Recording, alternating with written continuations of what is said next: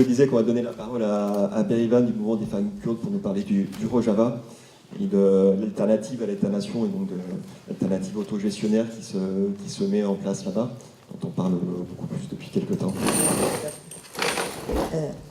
Mais avant de parler du Rojava et du système d'autogestion qui est mis en place et qui actuellement, malgré les combats très violents, malgré l'état de guerre permanente, est en train de se concrétiser, se fortifier de jour en jour. Je voudrais déjà saluer la lutte de nos camarades et de signaler ou souligner la similitude qu'il y a entre la lutte des peuples, que ce soit l'occupation des usines, que ce soit la lutte des femmes.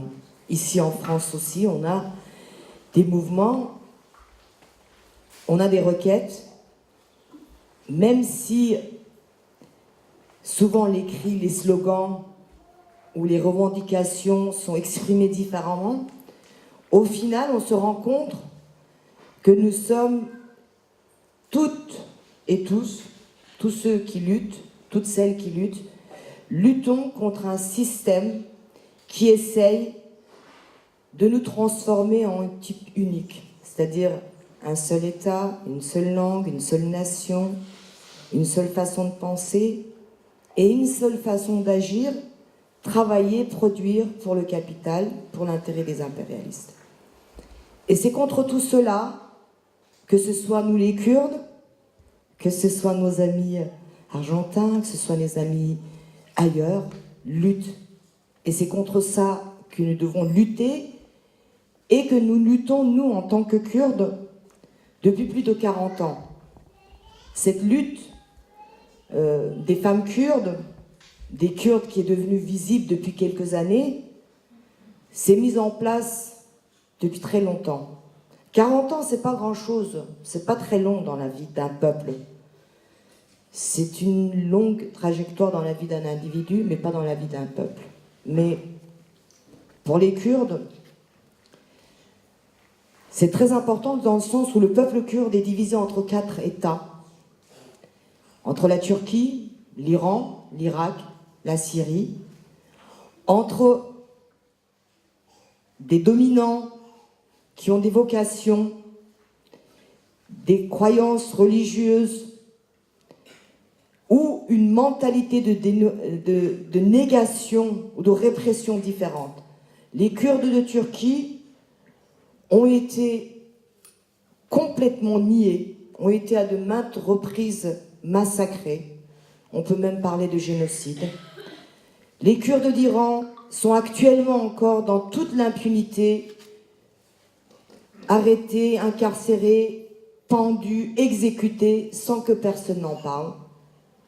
En Syrie, ils étaient sans identité, c'est-à-dire qu'ils n'avaient même pas le droit, la plupart n'avaient même pas le droit à une carte d'identité. C'était des gens qui vivaient là, depuis leurs ancêtres étaient là, qui étaient sur leur terre, mais qui n'avaient même pas le droit d'avoir une identité, une carte d'identité pour pouvoir s'acheter une maison, un commerce, ou pouvoir aller faire des études ou autre chose. Et en Irak, tout le monde connaît le destin des Kurdes qui se sont fait massacrer par le régime de Baas, c'est-à-dire de Saddam Hussein. Beaucoup ont entendu parler de la ville d'Aleppo, dont des milliers de personnes, en particulier des enfants, ont été gazés. Mais ce qu'on ne sait pas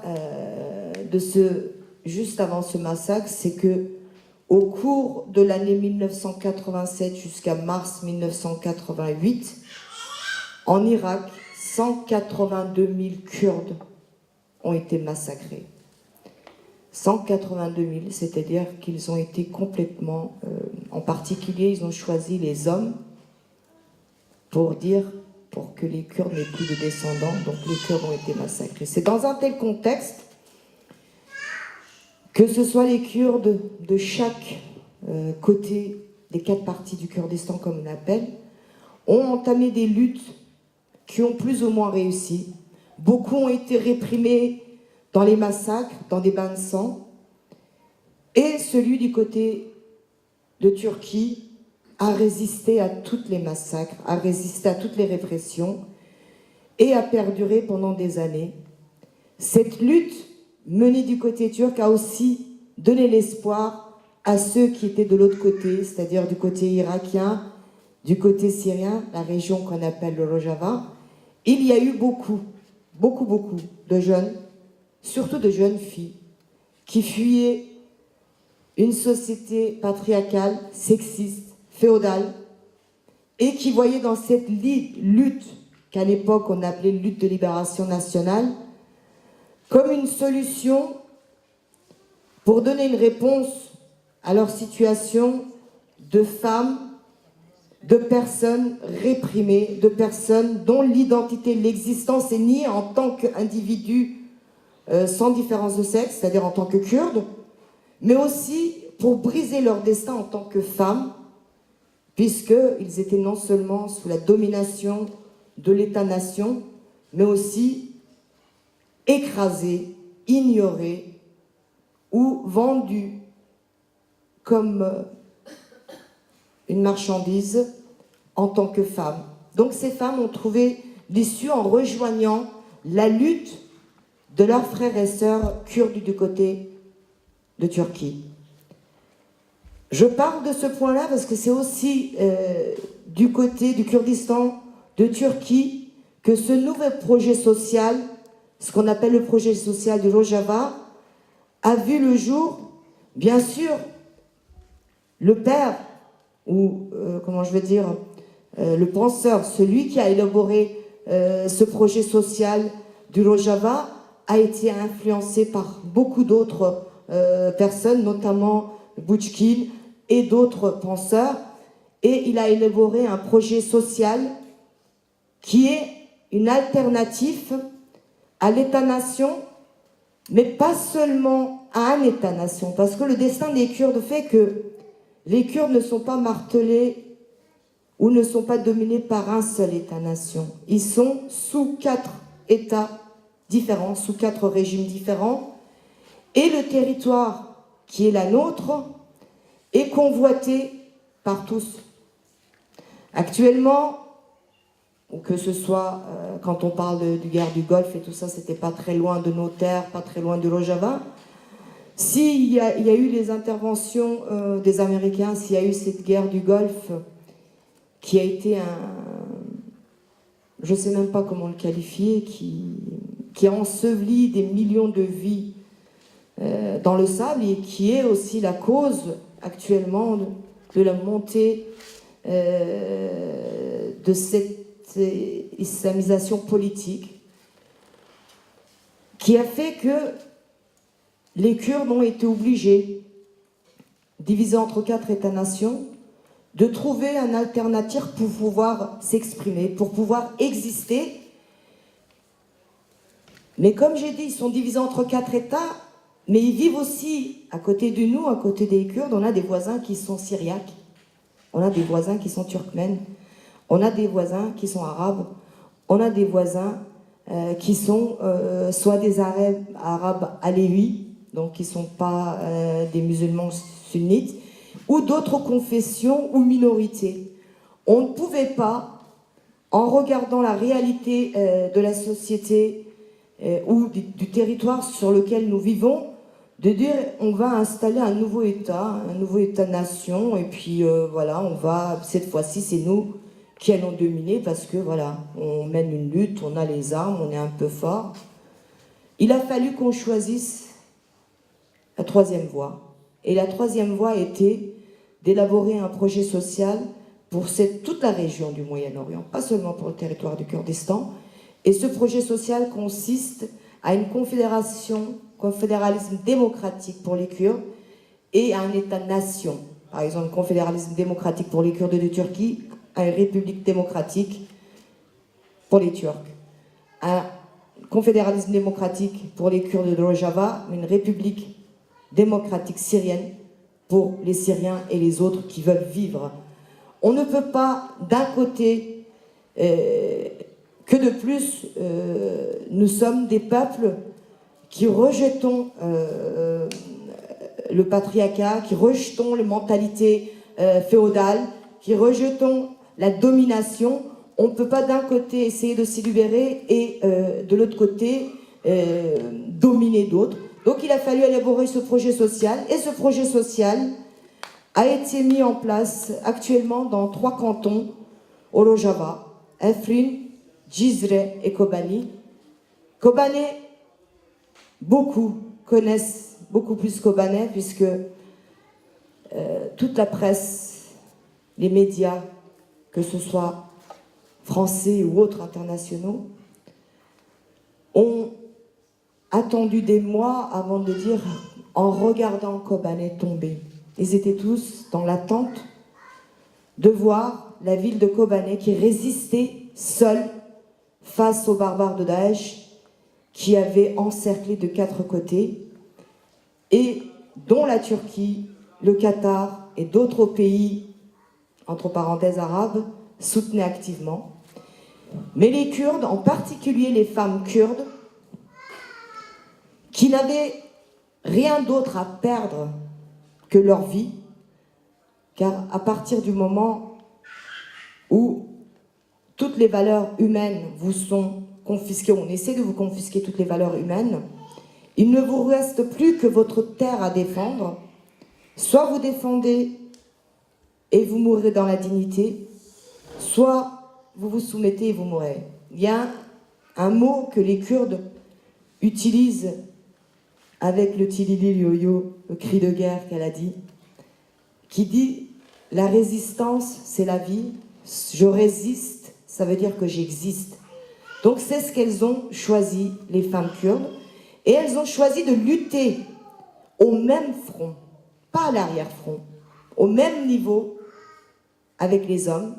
Je voudrais aussi, pour que ce soit mieux compris, vous donner un exemple des difficultés que nous avons vécues ici en Europe, où quand la lutte kurde a commencé à se mettre en place, c'était le fait qu'en menant le même travail ou les mêmes activités, nous étions en tant que femmes obligées de prouver 10 fois plus ou d'apprendre, de nous, comment je veux dire, intellectuellement d'être capables de lire, d'analyser, d'avoir un esprit critique encore plus qu'un homme pour pouvoir au final se faire accepter en tant que personne, comment je veux dire, pratiquement au même niveau.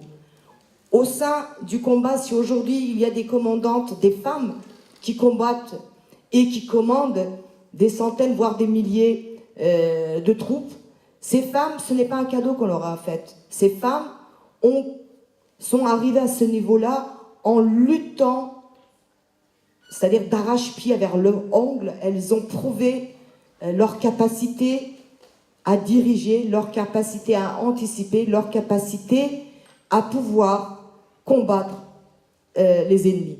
Le projet social du Rojava est actuellement en place, mais bien sûr qu'un projet, quel que soit, aussi élaboré qu'il puisse être, lorsqu'un projet, un nouveau projet se met en place, il y a toujours des points qu'on voit avec le temps, qu'il faut laisser les choses évoluer et, si nécessaire, à nouveau reprendre en main et à nouveau travailler le projet. Actuellement, les femmes, le projet social du Rojava fonctionne de telle façon qu'il y a ce qu'on appelle plusieurs...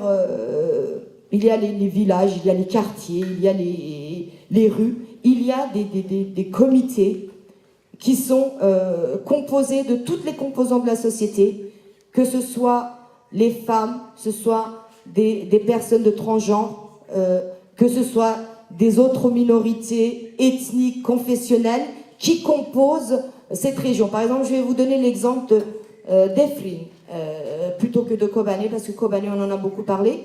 Efrin, actuellement, il y a la coprésidente du canton de Efrin, est une femme qui est arabe, une femme arabe, et le coprésident, c'est un kurde. Il y a juste en dessous, parce que ça fonctionne, ça va la direction ne vient pas d'en haut en bas, mais c'est le contraire. c'est du bas vers le haut que les décisions sont prises. Et dans les commissions de quartier, il y a toutes les représentations de la société ou du démographie de la région d'Efrin. Actuellement, il y a des coopératifs qui ont été mis en place. Les femmes, d'un côté, combattent actuellement, depuis quelques jours, mais hier, malheureusement, ça s'est concrétisé. L'armée turque a envoyé des centaines de chars pour tenter d'occuper la région d'Efrin, pour malheureusement à nouveau donner une nouvelle souffle aux barbares de Daesh qui sont complètement encerclés à Raqqa. Malgré cela, alors que d'un côté, ces femmes en particulier, mais aussi les hommes, se préparent à nouveau à rentrer dans les combats chauds face aux forces de l'armée barbare turque, mais de l'autre côté, ils essayent, ils tentent et ils arrivent à faire vivre les habitants de la région, du canton d'Efrin, en produisant des légumes, en produisant des fruits, en réglant aussi les problèmes de la société. Il y a des tribunaux qui jugent surtout la répression faite aux femmes, et ces tribunaux sont généralement composés de femmes qui jugent les hommes ou qui jugent les personnes qui ne respectent pas ce nouveau projet social qui donne le droit à 100% égal hommes et femmes.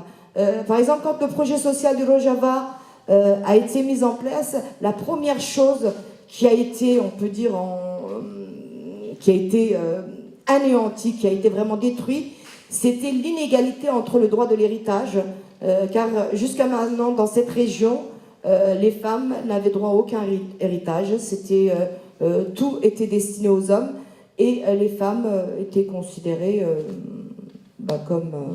elles n'avaient pas le droit, bon, c'était les enfants, mais bon, voilà. Et donc, il y a eu l'égalité et des partages des biens, donc l'égalité d'héritage pour les femmes, et l'interdiction du polygamie. Ce sont des points qui font que la femme a repris un petit peu d'assurance en elle, mais cela ne suffit pas. Il ne suffit pas de mettre en place des lois ou des projets si on ne forme pas, si on n'éduque pas, ou si on ne donne pas une nouvelle vision à ces femmes, à ces hommes de cette société, car avec les interdictions, on peut interdire des choses, on peut instaurer des lois, mais si on ne change pas les mentalités, eh bien, ces choses qu'on a bannies reviennent dès qu'il y a la moindre occasion. C'est pour ça que dans les régions autonomes du Rojava, la première chose qui est privilégiée, la première chose qui est vraiment primordiale, c'est l'éducation, c'est la formation, ce qu'on appelle dans les facultés, dans les académies, les hommes et les femmes sont formés à comprendre, à analyser, à critiquer et à amener des alternatives à ce projet social de Rojava pour justement, c'est en le comprenant, en essayant de faire partie de ce nouveau projet social, de prendre place activement, qu'on peut justement concrétiser, on peut installer ce système et qu'il devienne viable. On ne peut pas, ce que nous avons compris dans notre lutte au niveau des Kurdes, c'est que par imposer des choses ou amener et les faits accomplis et imposer, ça ne dure qu'un moment.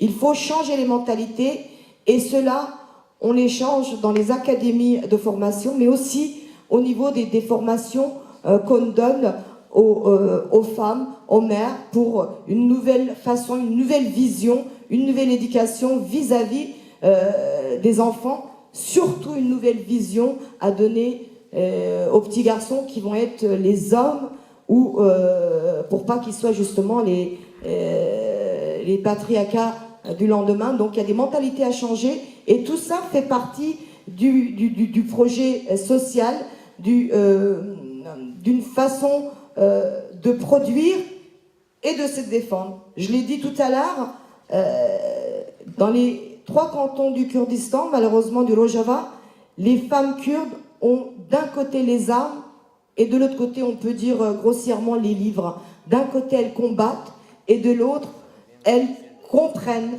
elles essayent d'analyser, elles essayent d'approfondir, elles essayent, en plus de leur connaissance, de donner aux autres une nouvelle réflexion, une nouvelle vision de la société. Et comme vous avez pu le voir, ce projet social du Rojava a au début a été lancé par beaucoup de médias, beaucoup d'États, même souvent par des médias progressistes, comme étant un projet qui était contre les autres ethnicités ou les autres minorités qui habitaient là. Et depuis, nous avons vu que des femmes syriaques ont formé leur armée de défense grâce, avec l'aide, avec la formation des combattantes kurdes. Des femmes arabes ont formé leur bataillon de défense avec la formation et comment je veux dire, la direction des femmes kurdes. Et des femmes turkmènes ont aussi formé leur bataillon de défense. Le fait de vivre ensemble a amené un projet social qui soit une alternative réelle à un État-nation. C'est bien de le dire, ce projet. C'est bien de dire nous avons un projet social à l'État-nation, mais c'est aussi de le rendre vivable et de prouver aux gens, à ceux qui vivent dans ces régions, que ce projet est vraiment vivable, est vraiment réel et que c'est vraiment l'avenir, c'est l'alternative de pouvoir vivre ensemble sans que nous ne soyons obligés de nous entretuer.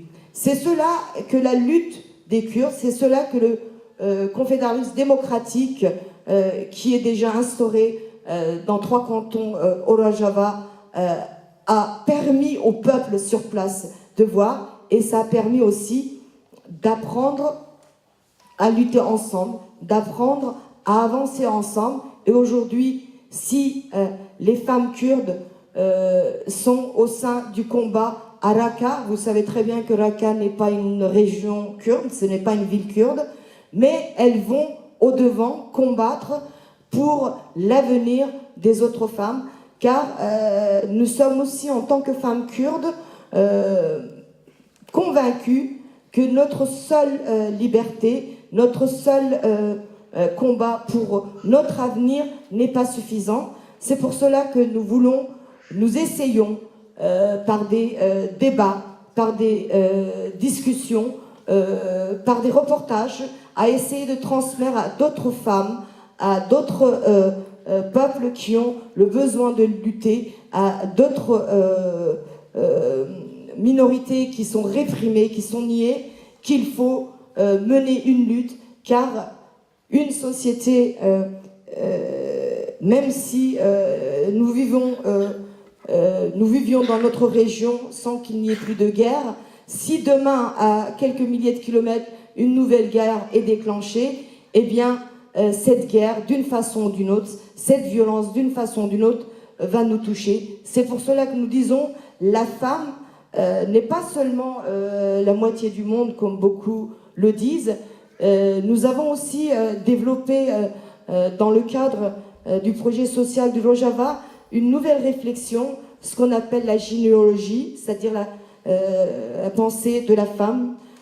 Et cette nouvelle vision est aussi nous permet de dire que la femme n'est pas seulement la moitié du monde, la femme en elle-même est une classe sociale, et tant que cela, nous ne le verrons pas, ni la femme kurde ne sera libre, ni aucune femme ailleurs dans le monde. Il faut que la société, que ce soit depuis le néolithique à aujourd'hui, réapprenne à regarder la vie avec la vision de la femme, avec la sensibilité de la femme, pas de la femme qui est arrivée au pouvoir avec une mentalité sexiste et qui veut diriger avec la même mentalité que l'homme, Mais il faut que la femme prenne conscience qu'elle est une classe de la société, qu'elle a une lutte à part et qu'elle a un rôle primordial pour l'avenir de la société et qu'elle, même seule, elle est très forte.